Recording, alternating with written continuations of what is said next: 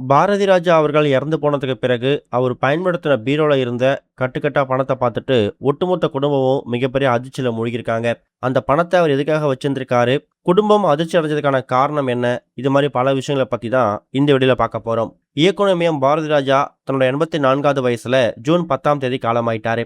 அவருடைய உடல் அவருடைய சொந்த ஊரா இருக்கக்கூடிய தேனி மாவட்டத்துக்கு கொண்டு போயிட்டு, அங்க இருக்கக்கூடிய சொந்த பண்ணை வீட்ல அடக்கம் செய்யப்பட்டிருக்குது. கூடிய சீக்கிரம் அந்த இடத்துல அவருக்கான மணிமண்டபம் கட்டப் போறதாவும் குடும்பத்தாரும் திரையுலகத்தை சேர்ந்தவரும் முடிவு பண்ணியிருக்காங்க. இந்த மாதிரி சுச்சுவேஷன்ல இவரோட இறுதிச் சடங்குல மகள் அப்புறம் மருமகள் இவங்க 2 பேருமே மாத்தி மாத்தி வாக்குவாதம் பண்ணிக்கிட்டது, கை கலப்புல ஈடுபட்ட வீடியோஸ் வெளியாகி ரசிகர் மத்தியில அதிர்ச்சியை ஏற்படுத்தியிருந்துச்சு.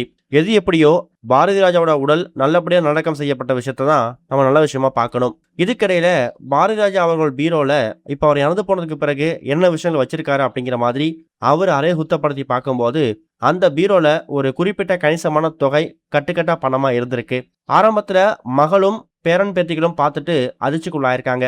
அதுக்கப்புறம் இத பத்தி பாரதிராஜோட மனைவி, அதாவது தன்னோட அம்மா கிட்ட பாரதிராஜா மகள் ஜனனி டீட்டெயிலா கேட்கும்போது, அப்பாவுக்கு ஒரு பெரிய பழக்கம் இருக்கு. என்னன்னா, யாராவது உதவின்னு கேட்டாங்கன்னா அவங்கள வெறுங்கையோட அனுப்பக்கூடிய பழக்கம் அப்பாவுக்கு கிடையாது. அது கஷ்டப்படக்கூடியவங்க, வயசானவங்க, வசதியானவங்க அப்படிலாம் பார்க்க மாட்டாரு.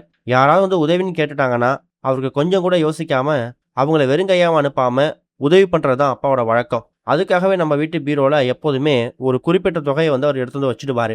ஒரு முறையும் இதுக்காக பேங்க்கு போக முடியாது, பணம் எடுத்து வர முடியாது அப்படிங்கிறதுக்காக அந்த கணிசமான தொகை என் பொறுப்புலையும் அப்பா பொறுப்புலையும் இருக்கும். யாராவது உதவி கேட்கும்போது ஒருவேளை அப்பா இல்லைனா கூட அப்பாவோட இடத்துல நான் எடுத்து கொடுத்து அவங்களுக்கு உதவி பண்ணுவேன். அப்படிப்பட்ட உரிமையை அப்பா எனக்கு கொடுத்துருக்காரு. அவர் இறக்க போறதுக்கு கொஞ்ச நாட்களுக்கு முன்னாடி வரைக்கும் கூட யாராவது உதவி கேட்டா அந்த நேரத்துல கொஞ்சம் யோசிக்க கூடாது அப்படிங்கிறதுக்காக ஒரு குறிப்பிட்ட தொகையை அப்பா பீரோல வச்சு தான் இருப்பாரு.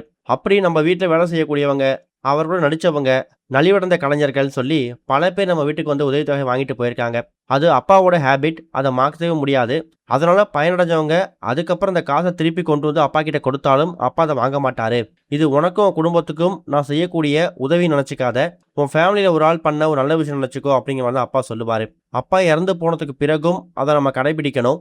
நம்ம வீட்டுக்கு யாராவது அப்பா பேரை சொல்லி உதவின்னு கேட்டாங்கன்னா கண்டிப்பா அவங்க வெறுங்கையோட திரும்பி போகக்கூடாது அப்படிங்கிற மாதிரி பாரதிராஜோட மனைவி இப்ப இந்த ஒரு முடிவை தான் மகள்கிட்ட தெரிவிச்சிருக்காங்க. அதுக்கப்புறம் தான் அப்பா வாழும்போது தான் சம்பாதிக்கிற காசு பணம் தனக்கு மட்டும் தான் குடும்பத்துக்கு மட்டும் இல்லாம கஷ்டப்படக்கூடியவங்க கேட்கும்போது அவங்களுக்கு உதவிக்கரம் நீட்டி ஒரு மிகப்பெரிய வள்ளலா வாழ்ந்திருக்காரு அப்படிங்கிறத அவங்க தெரிஞ்சிருக்காங்க. இதுல கூடுதல் விஷயம் என்னன்னா, அவர் எழுதி வச்சிருக்கக்கூடிய அந்த உயில் இருக்குல்ல, அவரோட சொத்துக்கள், அதுல குடும்பத்தாருக்கு போக ஒரு சில பகுதிகள் கஷ்டப்படக்கூடியவங்களுக்கு போகணும் அப்படிங்கிற மாதிரி ஒரு சில சேரிட்டபிள் ட்ரஸ்ட் பேரை சொல்லி அதையும் மென்ஷன் பண்ணியிருக்காராம். இப்ப அவர் வீட்டு பீரோல கட்டுக்கட்டா பணம் இருந்ததுக்கு இதுதான் காரணம் அப்படிங்கிறத பாரதியோட மனைவி மகள்கிட்ட விளக்கியிருக்காங்க. இதுவரைக்கும் கனெக்டிங் டிவிக்கு சப்ஸ்கிரைப் பண்ணனா மறக்காம சப்ஸ்கிரைப் பண்ணிக்கங்க. உடனடி அப்டேட்ஸ் பெறுவதற்கு நோட்டிஃபிகேஷன் பெல்லையும் கிளிக் பண்ணிக்கங்க.